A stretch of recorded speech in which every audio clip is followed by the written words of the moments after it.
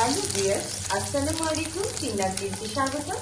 আজকে আমার বন্ধুদের এবং আপুদের অনুরোধে আমি আমার এই বক্সে অনেক অনুরোধ এসেছে। এই অনুরোধে আজকে আমি লতি রাঁধতে শুরু করেছি। সবাই বলেছে লতি রান্না করা দেখাতে, অনেকে লতি রাঁধতে পারে না, এই জন্য আমি লতি রান্না শুরু করছি। এই জন্য আমি প্রথমে রসুন তেল দিয়ে অনেকগুলো রসুন, এখানে প্রায় 20টার মতো রসুন, কারণ লতিতে একটু রসুন বেশি লাগে। আমি একটু রসুনটাকে একটু হালকা ভেজে নিচ্ছি। রসুনটা একটু হালকা ভাজা হতে থাক। আমার কি কি ইনগ্রিডিয়েন্টস লাগছে আমি দেখিয়ে দিচ্ছি। এখানে আমি নিয়েছি রসুন বাটা, আদা বাটা, লতিটাকে কেটে নিয়েছি, সরিষাটাকে বেটে নিয়েছি এবং অ্যাজ ইউজুয়াল লবণ, হলুদ, মরিচ, কাশ্মীরি মরিচ, ধনে গুঁড়া এবং জিরা গুঁড়া এবং পেঁয়াজ তো অবশ্যই থাকবে। রসুনটা ভাজা হয়ে গিয়েছে, এখন আমি বেশি করে পেঁয়াজ দিয়ে দিচ্ছি। পেঁয়াজটাকেও আমি হালকা ভেজে নেব।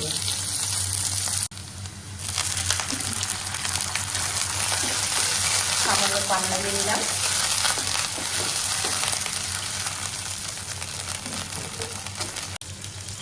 এখানে আমি রসুন বাটাও দিব, কারণ লতি একটু গলা ধরে তো, এর জন্য। আদা বাটা দিলাম, লবণ দিব 1/2 চামচ,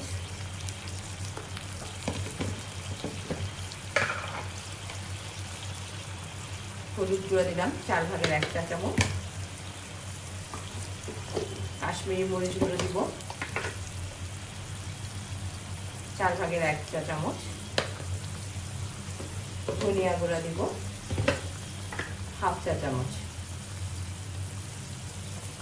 এবং জিরা চালা 4/1 চা চামচ দিয়ে আমি এটাকে ভালো করে কষিয়ে নিচ্ছি।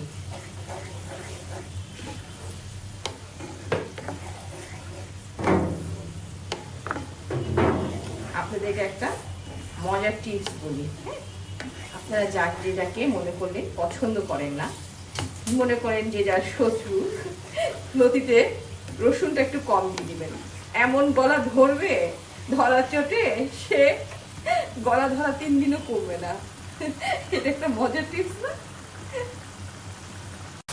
এখানে আমি মশলাটা 3 বার কষিয়ে নিয়েছি। এখন দেখেন কি সুন্দর তেলটা উঠেছে। এখন আমি সরিষা বাটা 1 চা চামচের মতো দিয়ে দিলাম। এটাকে একটু কষিয়ে নেব। সরিষাটা কষানো হয়ে গেছে, এখন আমি লতি কেটে দিয়ে রেখেছিলাম, লতিটা দিয়ে দিলাম। আমি কোনো পানি অ্যাড করব না, কারণ আমার এখানে অনেক আপুরা কমেন্ট বক্সে লিখেছে যে লতি কেন গলে যায় আমাদের লতি। আপু, আপনারা কখনোই লতি দিয়ে পানি দিবেন না। অনেকে ভুলে লতি দেওয়ার পরে পানি দিয়ে দেয়, এই কারণে লতিটা মাখা মাখা হয়ে যায়, গলা গলা হয়ে যায়। লতি দেওয়ার পরে কোনো পানি অ্যাড করবেন না। ঠিক আছে, উত্তরটা পেয়ে গেছে।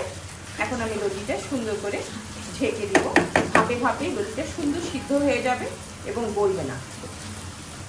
এবং আমি অতিরিক্ত রসুন দেওয়ার কারণে লতিতে গলাও ধরবে না। আর এই জন্য বলতে ছিল যে লতিতে প্রচুর গলা ধরে, কারণ আপনি রসুনটা কম দেন। প্লিজ কাইন্ডলি রসুনটা বেশি দিবেন। এখন আমি লতিটাকে ঢেকে দিচ্ছি এবং চুলার আঁচটা মিডিয়াম করে দিয়েছি। দেখুন কি সুন্দর ভাজা ভাজা হয়ে এসেছে এবং তেলটা ছেড়ে দিয়েছে। তৈরি হয়ে গেছে মজাদার লতি। বাসায় একবার হলে তৈরি করে দেখবেন, কত মজাদার।